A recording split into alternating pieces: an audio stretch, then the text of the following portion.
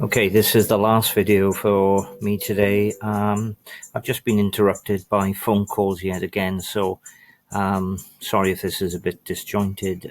This is video 4, but this is probably the most interesting video, I would say, for most people out there, because I'm trying to join as many dots as I can within this time that I'm given this project.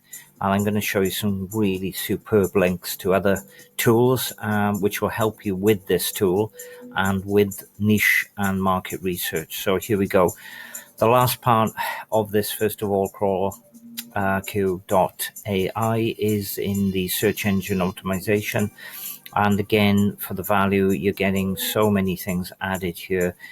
I mentioned about quick gains, and very much so when you look at things like site speed, the amount of on-site internal linking, off-site linking, and this type of thing.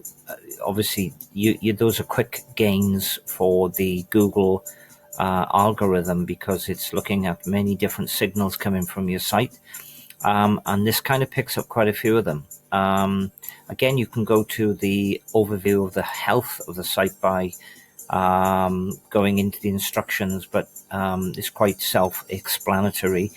The first one is the overview, and again, you get the average words, the URL, average characters.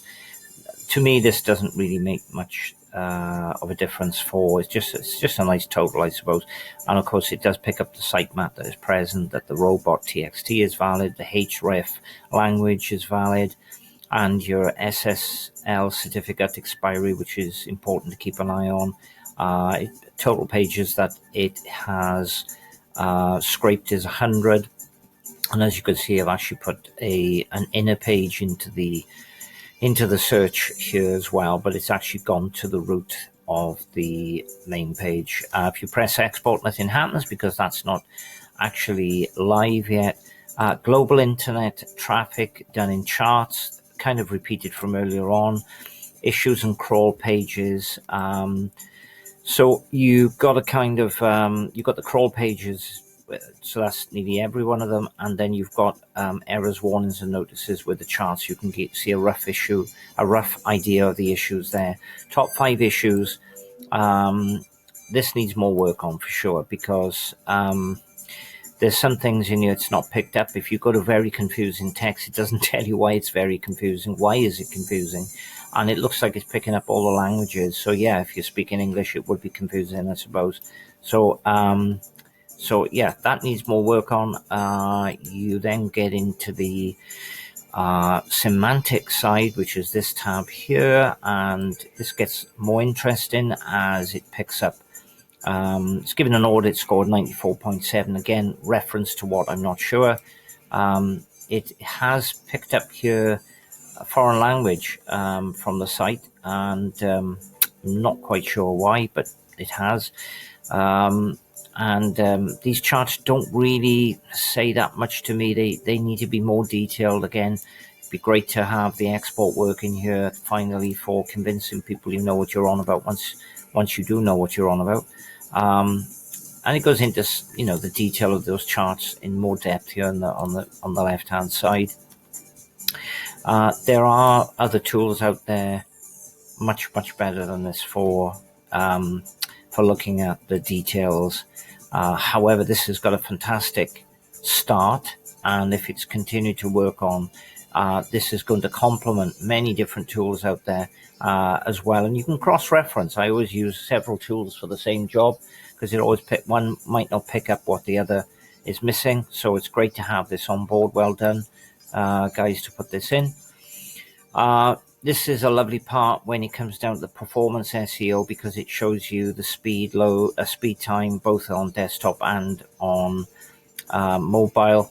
It's not showing a tablet or the different types of mobiles, but I'm sure that is probably all within the mobile data. Nice to see that separated.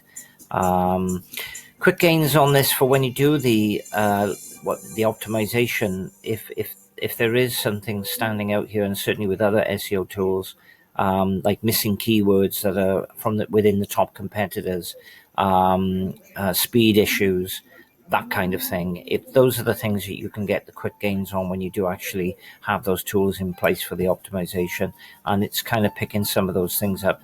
Backlinks isn't available yet; it's coming. You've got a schema generator, which is very generous to put this in. Self-explanatory. You just put in the different underneath the different areas of the different schemas. You put in the information that, and then generate, and you could see the changes here, and you put those into your website.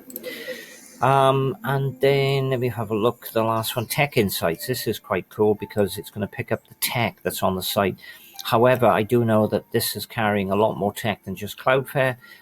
There's no pixel tracking picked up, or analytics, or tag managers, or anything like that. So I have run this through a few times, and I found that several other sites do pick up more information.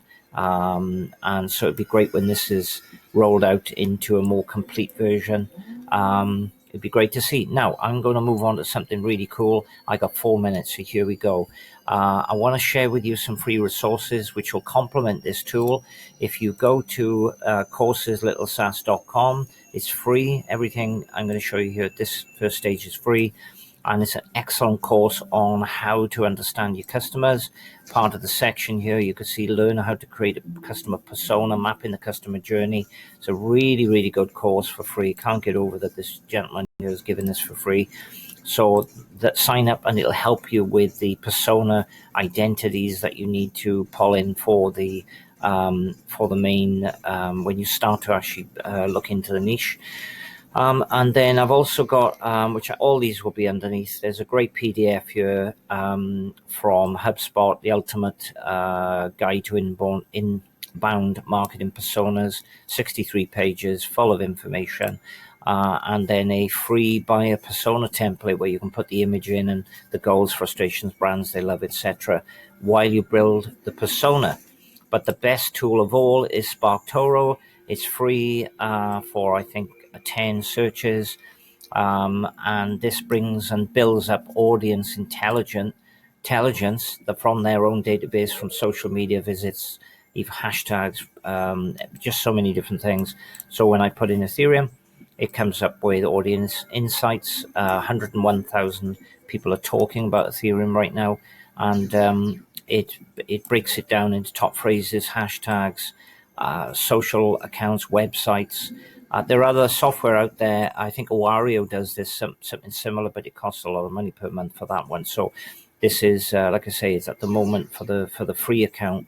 You do get quite a lot of information, and you can't export, so you just save as PDF, and then you're away to go. If you click see all audience insights, then you will see the complete breakdown.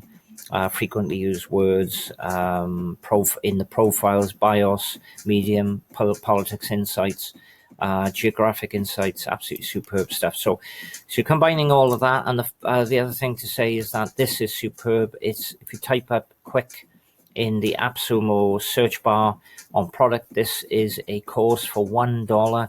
Again, this is part of they've got free courses and paid courses. You get one main course for $1, and then several other free courses, which talks about customer avatar, customer sales, how to build the sales up correctly, thinking about what the customer wants, the questions for curiosity, marketing momentum, customer surveys. Absolutely packed with information that I highly recommend you buy for $1. And if you're wondering how I got hold of Ethereum, you cannot not get this from AppSumo.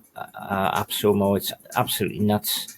Basically, it finds all the top trending information, hands it to you on a plate with all kinds of data. It's called trendwatchers.co. Gives you all kinds of information every single day. Does complete reports, breakdowns on keywords, how to produce videos. It's just so much in this, and it's one of those hidden gems in AppSumo right now. I think it's $49 for 1 year. This paid for itself, like within 10 minutes for myself, using this tool.